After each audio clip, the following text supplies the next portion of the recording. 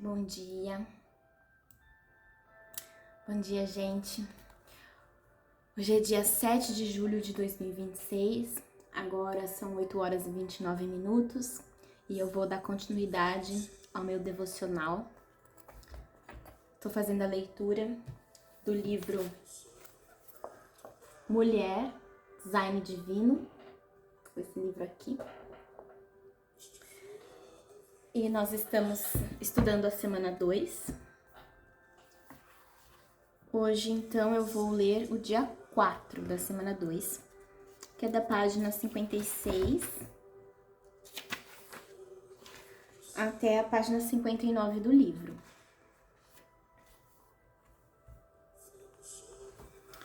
Mas primeiro, vamos fazer uma oração, certo?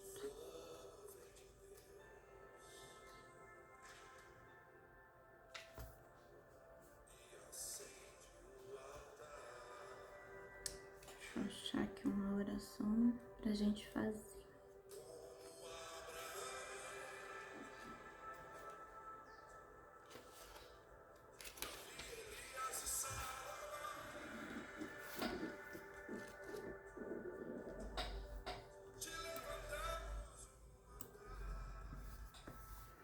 O amor de Deus está derramado em meu coração pelo Espírito Santo que me foi outorgado. Com minha boca confesso que Jesus é Senhor, e em meu coração creio que Deus o ressuscitou dentre os mortos, pelo que sou salva. Por isso sou filha de Deus, guiada pelo Espírito de Deus. O próprio Espírito testifica em meu espírito que sou filha de Deus, herdeira sua e co-herdeira com Cristo. Sou nascida de Deus e venço o mundo, e esta é a vitória que vence o mundo, a minha fé. Quem é o que vence o mundo, senão aquele que crê ser Jesus, o Filho de Deus? Eu venço o diabo pelo sangue do Cordeiro e a palavra do meu testemunho. Possuo a unção que vem do Santo e tenho conhecimento, e esta unção que recebi permanece em mim. No nome de Jesus expulso demônios, falo novas línguas, pego em serpentes, se beber alguma coisa mortífera não me causará dano, imponho as mãos sobre os enfermos e eles são curados. Deus me tem dado autoridade sobre todo o poder do inimigo e nada me causará dano. 1000 cairão ao meu lado e 10.000 à minha direita, mas eu não serei atingida. Serei como uma árvore plantada junto a ribeiros de águas, a qual dá o seu fruto na estação própria, e tudo o que eu fizer prosperará. Não temo nada porque Deus não me deu espírito de medo, mas de poder, de amor e de moderação. Posso todas as coisas naquele que me fortalece. Em todas as coisas sou mais do que vencedora, por meio daquele que me amou. Yahvé é a minha segurança e guardará os meus pés de serem presos. Uni-me ao Senhor e sou um só espírito com ele. Meu corpo é santuário do Espírito Santo que está em mim, da parte de Deus. E não sou de mim mesma, sou o templo do Deus vivo. Conheço meu Deus, portanto sou forte e ativa. Cristo Jesus se me tornou sabedoria e justiça e santificação e redenção, pelo que me glorio no Senhor. Maior é o que está em mim do que o que está no mundo. Deus sempre me faz triunfar em Cristo Jesus. Se Deus é por mim, quem será contra mim? Aquele que não poupou a seu próprio filho, antes por todos nós o entregou, porventura não me dará graciosamente com ele todas as coisas? Tenho sido abençoada com todas as bênçãos espirituais nas regiões celestiais em Cristo Jesus. O gozo do Senhor é a minha força, sou zelosa de boas obras. Permito que a palavra de Cristo habite ricamente em mim. Tudo quanto faço, seja em palavra, seja em oração, faço em nome do Senhor Jesus, dando por ele graças a Deus Pai. Aquele que começou a boa obra em mim, a completará até o dia de Cristo Jesus. Ora, aquele que é poderoso para fazer infinitamente mais do que tudo quanto peço ou penso, conforme seu poder que em mim opera, a ele seja a glória, na igreja, por todas as gerações, para todos sempre. Amém.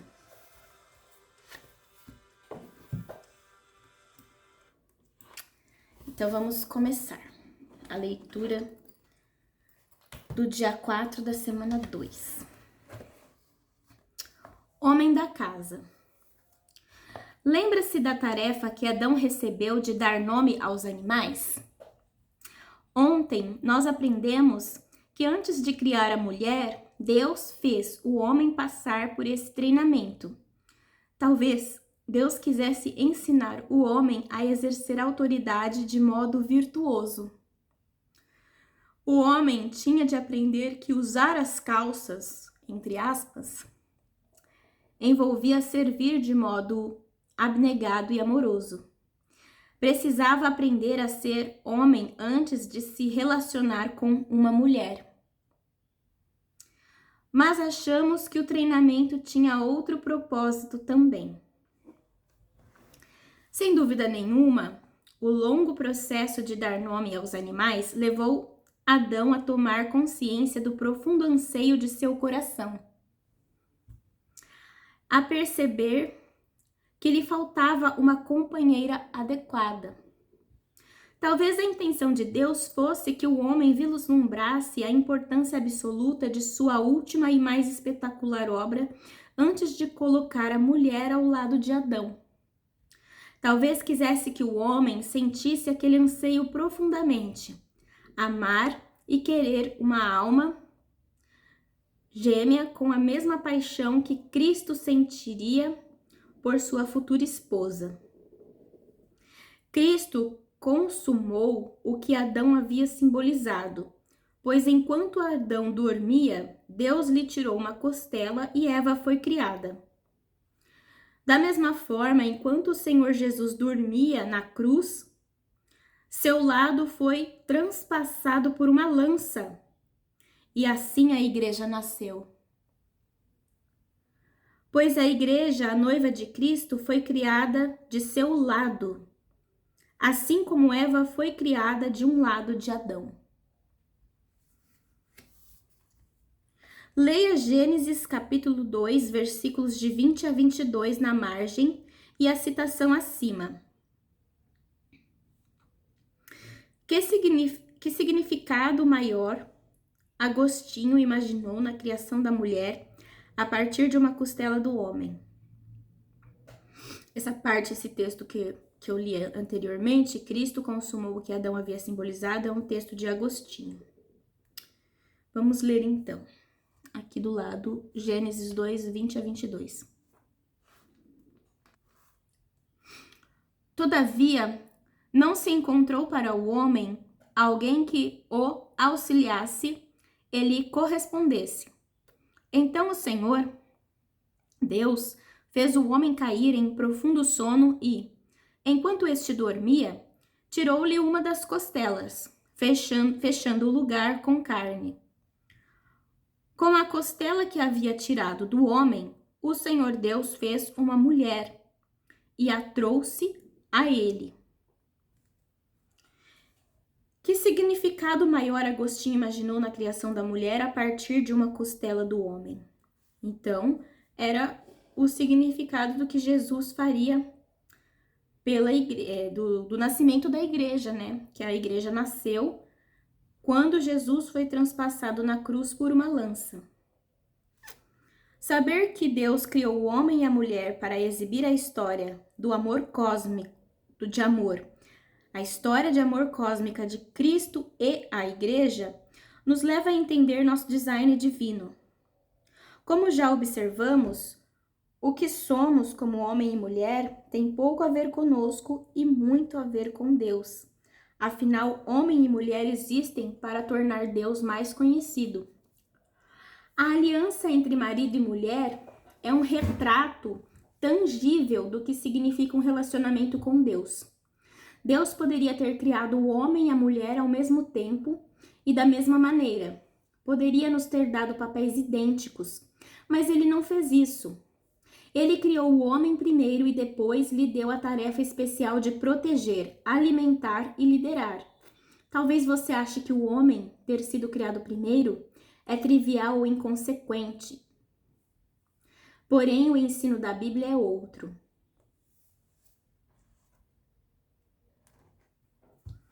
Então, que significado maior Agostinho imaginou na criação da mulher a partir de uma costela do homem?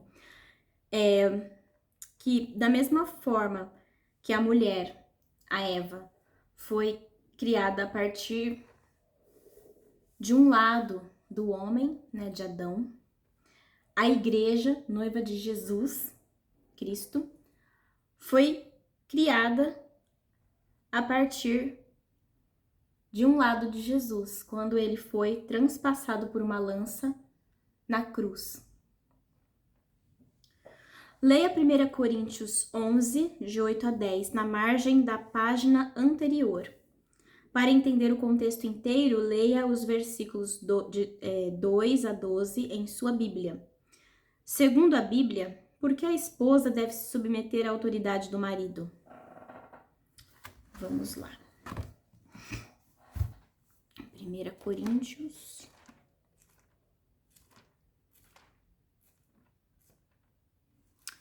Primeira Coríntios 11.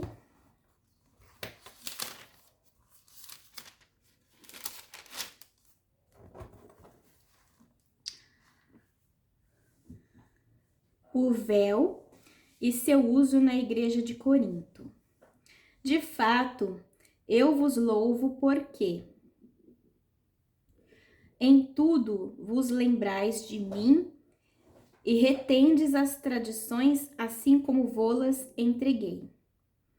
Quero, entretanto, que saibais ser Cristo o cabeça de todo homem, e o homem o cabeça da mulher, e Deus o cabeça de Cristo. Todo homem que ora ou profetiza tendo a cabeça coberta, desonra a sua própria cabeça, que é Cristo. Toda mulher, porém, que ora ou profetiza com a cabeça sem véu, desonra a sua própria cabeça, porque é como se a tivesse rapada. Portanto, se a mulher não usa véu, nesse caso, que rape o cabelo.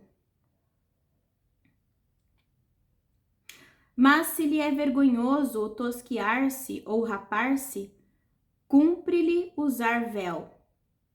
Porque, na verdade, o homem não deve cobrir a cabeça por ser ele imagem e glória de Deus. Mas a mulher é glória do homem.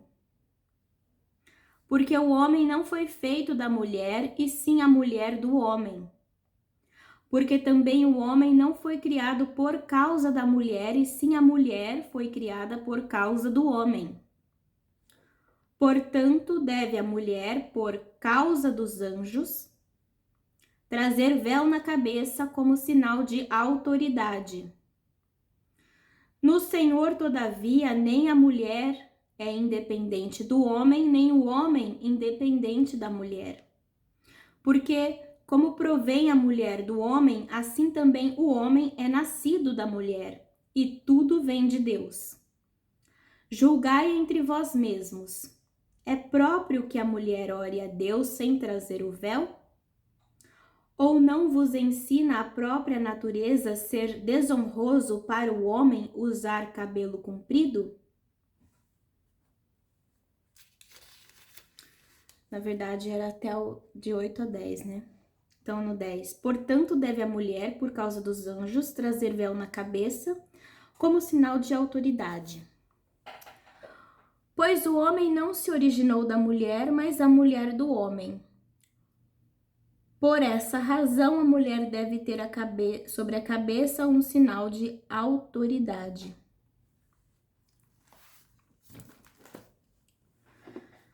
Segundo a Bíblia, por que a esposa deve se submeter à autoridade do marido? Porque o marido é o cabeça da mulher.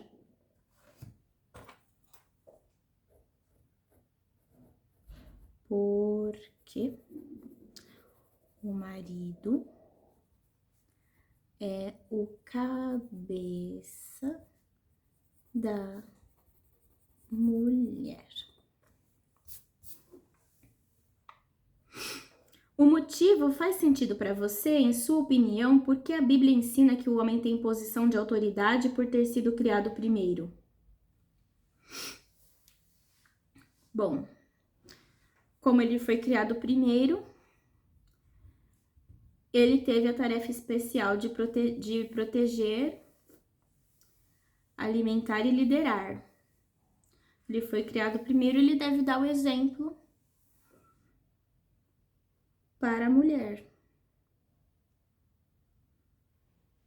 Por isso que ele tem posição de autoridade, né? Ele é mais experiente, né? Eu acho.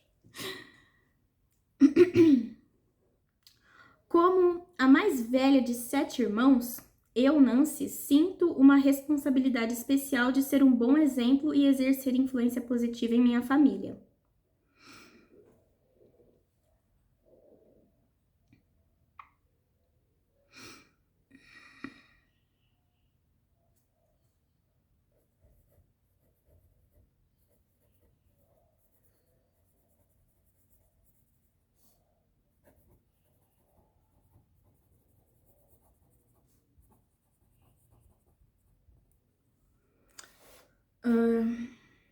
Na Bíblia, a posição de filho primogênito tem um significado ainda maior.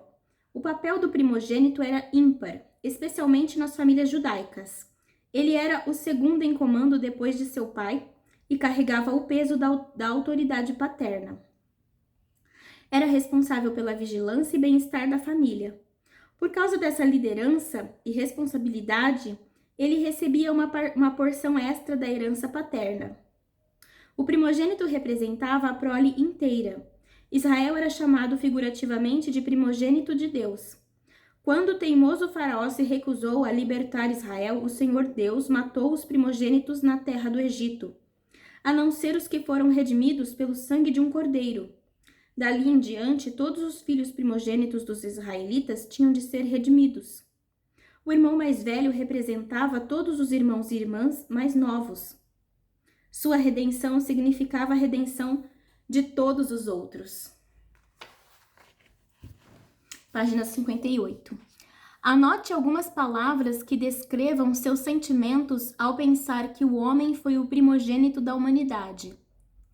Ressentimento, surpresa, desdém.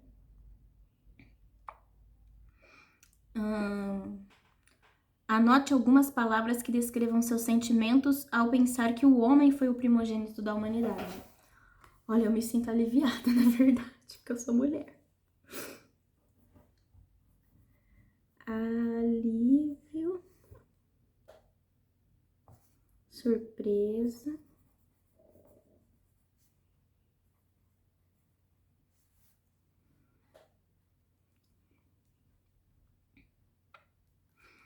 alívio, surpresa,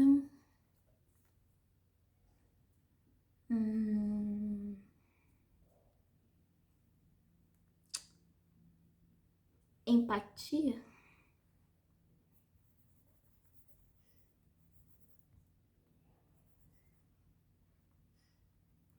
Empatia porque eu acho que é uma responsabilidade bem grande, né? Ser primogênito não significa que o homem é melhor do que a mulher. Na verdade, isso não tem nada a ver com os méritos do homem. O simbolismo reflete e mostra algo muito mais importante. Leia os versículos abaixo, ligue os títulos de Cristo às referências bíblicas correspondentes.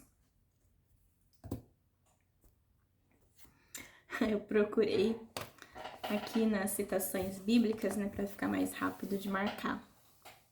Então, Colossenses 1:15, Jesus é referenciado como primogênito de toda a criação. Em Colossenses 1:18, ele é o primogênito dentre os mortos. Em Romanos 8:29, ele é o primogênito entre muitos irmãos. E em Hebreus, capítulo 1, versículos 5 e 6, o primogênito, unigênito Filho de Deus. Jesus é o primogênito. Ele é o eterno Filho de Deus, o primogênito de toda a criação. Segundo a Bíblia, isso quer dizer que ele veio antes da criação e, portanto, tem autoridade sobre tudo o que foi criado. que eu vou grifar.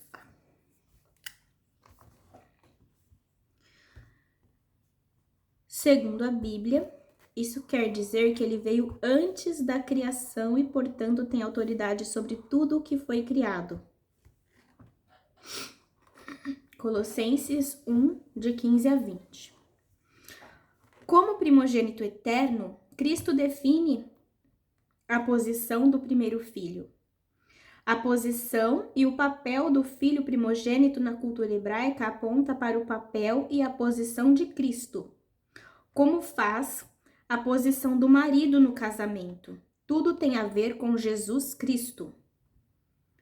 A posição e o papel do filho primogênito na cultura hebraica aponta para o papel e a posição de Cristo, como faz a posição do marido no casamento. Tudo tem a ver com Jesus Cristo. Resuma as responsabilidades que acompanham o privilégio de ser filho primogênito.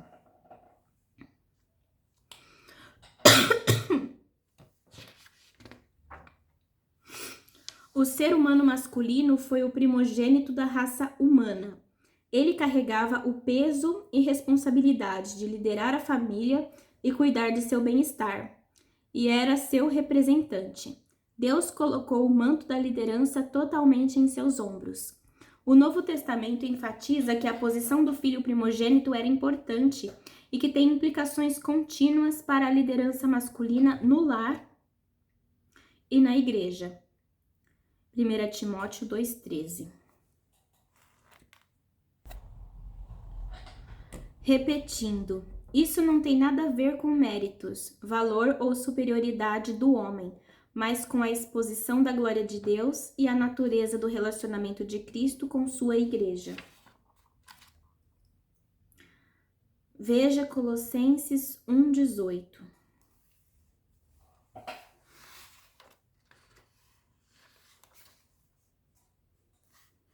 Que é quando fala que Jesus é o primogênito dentre os mortos, né?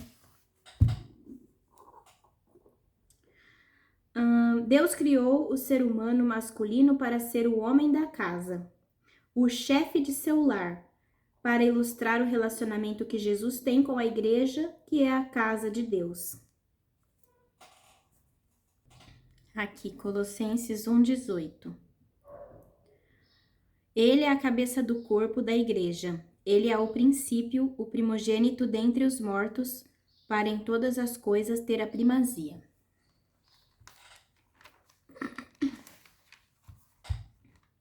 Deus criou o ser humano masculino para ser o homem da casa, o chefe de seu lar, para ilustrar o relacionamento que Jesus tem com a igreja, que é a casa de Deus. 1 Timóteo 3,15. A igreja de Deus, coluna e baluarte da verdade, o grande mistério da piedade. Escrevo-te estas coisas esperando ir ver-te em breve, para que, se eu tardar, fiques ciente de como se deve proceder na casa de Deus, que é a igreja do Deus vivo, coluna e baluarte da verdade. 1 Timóteo 3,15. Para que, se eu tardar, fique ciente de como se deve proceder na casa de Deus, que é a igreja do Deus vivo, coluna e baluarte da verdade.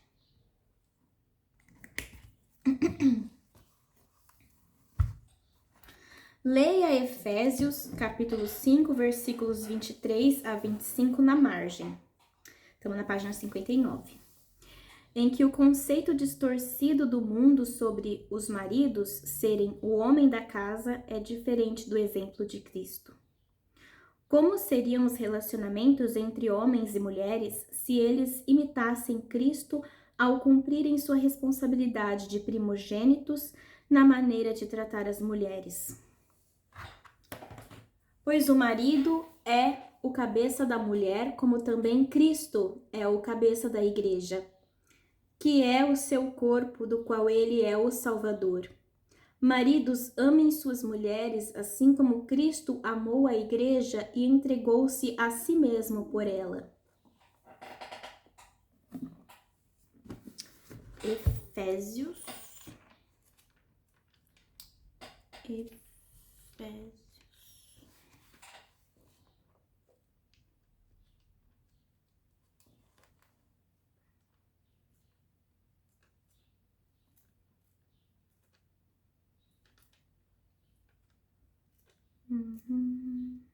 Vamos achar os Efésios.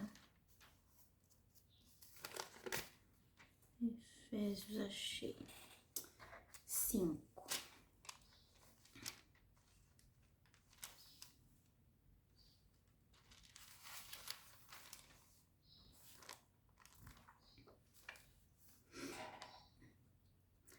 As mulheres sejam submissas ao seu próprio marido como ao Senhor, porque o marido é o cabeça da mulher, como também Cristo é o cabeça da igreja, sendo este mesmo o Salvador do corpo. Como, porém, a igreja está sujeita a Cristo, assim também as mulheres sejam em tudo submissas ao seu marido. Maridos, amai vossa mulher, como também Cristo amou a igreja e a si mesmo se entregou por ela, para que a santificasse, tendo-a purificado por meio da lavagem de água pela palavra,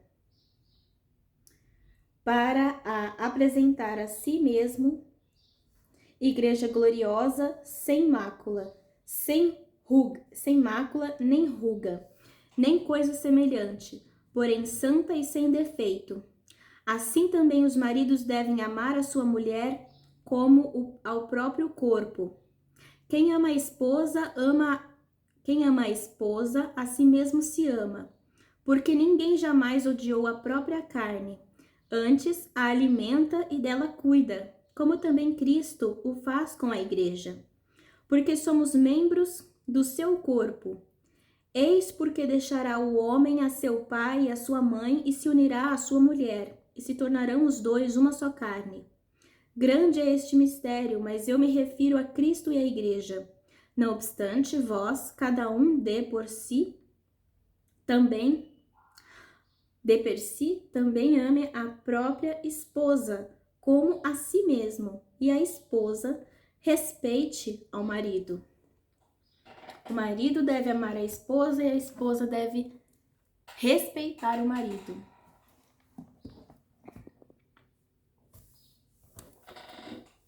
Interessante que não tá falando que a esposa deve amar o marido, né?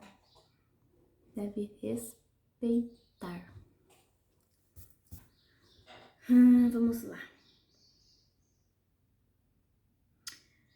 Em que o conceito distorcido do mundo sobre os maridos serem o homem da casa é diferente do exemplo de Cristo?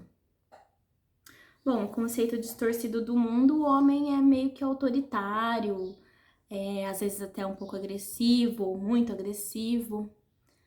Acha que deve ser, tipo, um carcereiro no casamento, não sei. E que a mulher é tipo uma escrava, que deve trabalhar para ele, servir ele. E é isso. Eu acho que esse é o conceito distorcido, a imagem distorcida do mundo em relação ao tratamento do marido com relação às mulheres, numa grande maioria dos lares. Não no meu, graças a Deus. Mas é essa parte da distorção, né? E em alguns casos, a mulher é que acaba levando a família nas costas, né? A mulher é que acaba trabalhando, trazendo sustento, sendo a provedora. Isso é uma inversão de papéis. Então, como seriam os relacionamentos entre homens e mulheres se eles imitassem Cristo ao cumprirem sua responsabilidade de primogênitos na maneira de tratar as mulheres? Seria um relacionamento mais respeitoso, mais amoroso. Seria de acordo com a vontade de Deus, que é boa, perfeita e agradável, né? Seria um relacionamento de respeito, de admiração, de cooperação e não de competição, né? Bom, é isso, gente.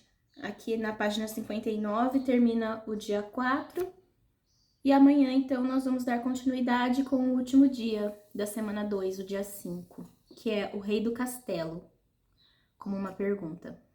O Rei do Castelo? Então é isso, gente. Que Deus abençoe nosso dia, nossa terça-feira, e que esse conhecimento desse estudo de hoje, desse devocional, fique na nossa cabeça, que o Espírito Santo nos dê entendimento, ministre na nossa alma para que a gente possa entender e possa